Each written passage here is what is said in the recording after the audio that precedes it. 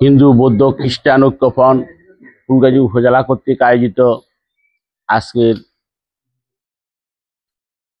বাংলাদেশ জাতীয়তাবাদী দল বিএনপির ভারপ্রাপ্ত চেয়ারম্যান তারুণ্যের অহংকার জনাব তারেক রহমান কর্তৃক ঘোষিত ৩১ দফা বাস্তবায়নের লক্ষ্যে গণসংযোগে আসন্ন জাতীয় সংসদ নির্বাচন উপলক্ষে দালাল শীষের পক্ষে বেগম খালেদা জিয়া, তারেক রহমান এবং রফিকুল আলম মজদুবাইয়ের পক্ষে গণসংযোগের লক্ষ্যে আজকে আয়োজিত সবার উপস্থিত সম্মানিত মুরব্বিয়ান, সনাতনী ভাই বোনেরা এবং শ্রদ্ধেয় শিক্ষকবৃন্দ এবং উপস্থিত বাংলাদেশ জাতীয়তাবাদী দল বিএনপি ফুলগাজী উপজেলা শাখার সংগ্রামী আহ্বায়ক বিপি ফখরুল আলম স্বপন ভাই, উপস্থিত ফুলগাজী সদর ইউনিয়ন বিএনপির সভাপতি মনির আহমদ মনির ভাই, উপস্থিত বাংলাদেশ জাতীয়তাবাদী দল বিএনপি ফুলগাজী সদর ইউনিয়ন শাখার সাংগঠনিক সম্পাদক জহিরুদ্দিন এবং উপস্থিত ৯০-এর স্বৈরাচার বিরোধী আন্দোলনের আপসীন সাবেক ছাত্রনেতা আমার অত্যন্ত শ্রদ্ধাভাজন জনাব বাবু শঙ্কর চন্দ্র দেবনাথ সহ উপস্থিত আপনাদের সবাইকে বাংলাদেশ জাতীয়তাবাদী দল বিএনপি ফুলগাজী সদর ইউনিয়ন শাখার পক্ষ থেকে জানাই সংগ্রামী শুভেচ্ছা অভিনন্দন। আপনারা জানেন 1991 সালে বিএনপি যখন প্রথম ক্ষমতায় আসে, বেগম খালেদা জিয়া আমাদের এলাকারই মেয়ে। আমাদের এলাকার যে উন্নয়নগুলো করেছে তার ভিতরে আপনাদের গ্রামে আজকে আপনারা যে গ্যাস ব্যবহার করছেন এটা কিন্তু বেগম খালেদা জিয়ার অবদান। আপনারা একটা জিনিস লক্ষ্য করবেন, বাংলাদেশের রাজধানী ঢাকা, তো ঢাকার 3 ভাগের 2 ভাগের মধ্যে কিন্তু গ্যাস নাই। আর আমরা প্রত্যন্ত অঞ্চলে এই গ্রামে বা ফেনী 1 আসনের ফুলগাজী পরশুরাম বেগম খালেদা জিয়া 91 সালে ক্ষমতায় আসার সাথে সাথে গ্যাস সংযোগ দিয়েছে। তো দুঃখের বিষয়, গত 17 বছর এই গ্যাস আর অন্য কোথাও নতুন করে কোনো সংযোগ দেওয়া হয়নি। আপনারা একটা নতুন বাড়িতে সংযোগ দিতে পারেন নাই। এবং গ্যাস এখন ভোর 5টা থেকে 6টা পর্যন্ত গ্যাস থাকে, আর পুরোটা দিন গ্যাস থাকে না।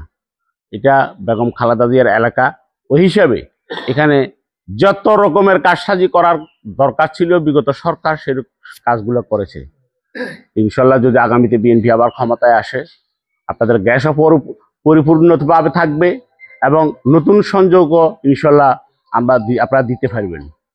আর রাস্তাঘাটের যে ব্যাপক উন্নয়ন বেগম খালেদা জিয়া করেছে, যেমন করে এই যে ফেনী বিলোনিয়া সড়ক, ফেনী বিলোনিয়া আঞ্চলিক মহাসড়ক, আপনারা লক্ষ্য করবেন মেজর সাইদ ইস্কান্দার ফেনী পলিটেকনিক্যালের সামনে একটা সাইনবোর্ড আছে, উনি সেখানে ফলক উন্মোচন করেছেন।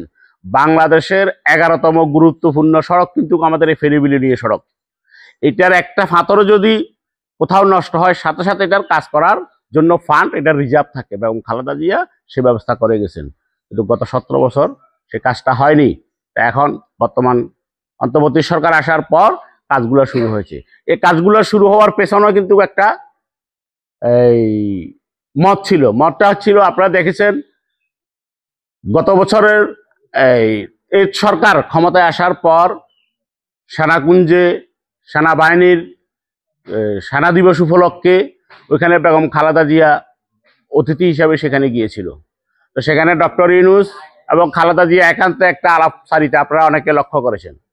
সেখানে বেগম খালেদা জিয়া ডক্টর ইউনূসকে সাথে সাথে বলেছে যে আমার এলাকার কিছু কাজ অসমাপ্ত রয়ে গেছে, বিগত সরকার সেগুলো করে নাই, এই কাজগুলো আপনি দ্রুত শুরু করেন। এই কাজগুলো কি? সর্বপ্রথম বলছে যে মুড়ি প্রকল্প বাস্তবায়ন। এই মুড়ি প্রকল্প বাস্তবায়নের কথা বলেছে এবং ফেনী বিলোনিয়া আঞ্চলিক মহাসড়কের কথা বলেছে, এবং এলাকার অবকাঠামো উন্নয়ন যেগুলো বাকি রয়েছে এগুলো দ্রুত গতিতে কাজ শুরু করার জন্য উনি সেদিন অনুরোধ করেন ডক্টর ইউনূসকে। ডক্টর ইউনূসকে কথা দিয়েছেন, হ্যাঁ আমি অবশ্যই করব। ঠিক তার 1 সপ্তাহ পরেই মুড়ি প্রকল্প বাস্তবায়নের লক্ষ্যে কমিটি গঠন করা হয় এবং ফেনী বিলোনিয়া আঞ্চলিক মহাসড়কেরও টেন্ডার আহ্বান করা হয় খুব দ্রুত গতিতে। মুড়ি প্রকল্প, মুড়ি কৌয়া নদী প্রকল্প বাস্তবায়ন হচ্ছে আমাদের স্বপ্ন। এটা যদি বাস্তবায়ন হয় তাহলে অন্তত আমাদের এই এলাকার পুরা বৃহত্তর নোয়াখালীর মানুষ নিরাপদ থাকবে। এই মৌরি প্রকল্প বেগম খালেদা জিয়া 2005 সালে যখন ক্ষমতা থেকে যায় 2005 সালে 11,000 কোটি টাকার একটা প্রকল্প হাতে নেওয়া হয়েছিল এগুলো বাস্তবায়ন করার জন্য, কিন্তু বিগত সরকারগুলো সেটা আর এটার আলোর মুখ দেখে নাই।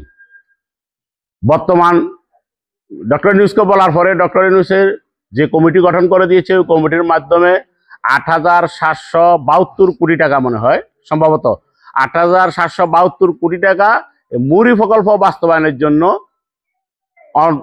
রেডি করা হয়েছে।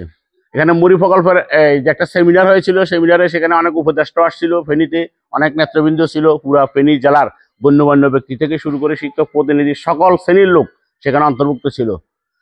তো এই কাজটা ইনশাল্লাহ দ্রুত শুরু হবে। এই দ্রুত শুরু হইতে হইলে তো আমাদের বিএনপি যদি ক্ষমতায় না আসে আবারও আমাদের এই প্রকল্পটা বাস্তবায়নের মুখ দেখবে না।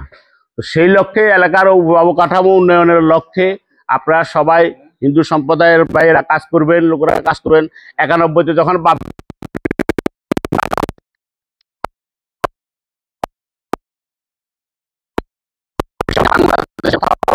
ঘটনা ঘটনায় খালেদা জিয়ার সাথে সাথে নির্দেশ দিয়েছেন যে তোমরা সবাই মন্দির পাহারা দাও। আমাদের ছাত্র দলের বাইরে যে শঙ্করদা ছিল তখন সবাই ছিল, নেতৃত্বে সব মন্দিরগুলো পাহারা দেওয়া হয়েছে। তো আমরা হিন্দু মুসলিম খ্রিস্টান আমরা সবাই ভাই ভাই, আমরা সবাই বাংলাদেশের লোক, যার যার ধর্ম হচ্ছে আলাদা। আমি মুসলমান, আপনারা হিন্দু, আপনি আপনার ধর্ম পালন করবেন, আমি আমার ধর্ম পালন, কিন্তু আমরা রাষ্ট্রের বেলায় আমরা এক।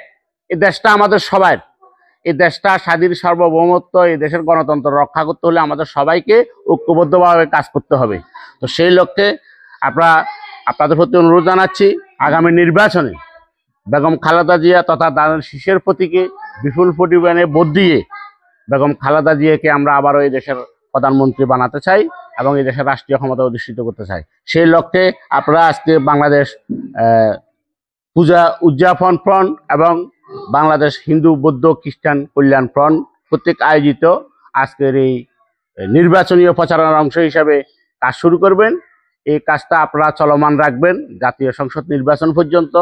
আমাদের নেতা রফিকুল আলম মজদু ভাই ঘোষণা করেছেন, আপনাদের যে কোনো সমস্যা, যে কোনো ব্যাপারে, যে কোনো মুহূর্তে আপনারা ওনার সাথে সরাসরি ফোনে কথা বলতে পারবেন। আমাদের কাছে নাম্বার আছে, নাম্বার নিয়ে যেতে পারবেন। আপনার যে কোনো সমস্যার সাথে সাথে আমাদের উপজেলা নেতৃবৃন্দ আছে, আমরা আছি, আমাদের নেতা রফিকুল আলম মজদু ভাই আছে, ওনাকে অবহিত করবেন। আপনাদের যে কোনো সমস্যায় আমরা ইনশাল্লাহ আপনাদের পাশে দাঁড়াবো এই আশাবাদ ব্যক্ত করে আপনারা আগামী জাতীয় সংসদ নির্বাচনে দেশনেত্রী বেগম খালেদা জিয়া তথা বাংলাদেশ জাতীয়তাবাদী দলের ঐতিহাসিক প্রতীক সে দানের শীষ সে বিপুল পরিমাণে ভোট দিয়ে জয়যুক্ত করবেন এই আশাবাদ ব্যক্ত করে আমি আমার বক্তব্য এখানে শেষ করছি। আসসালামু আলাইকুম।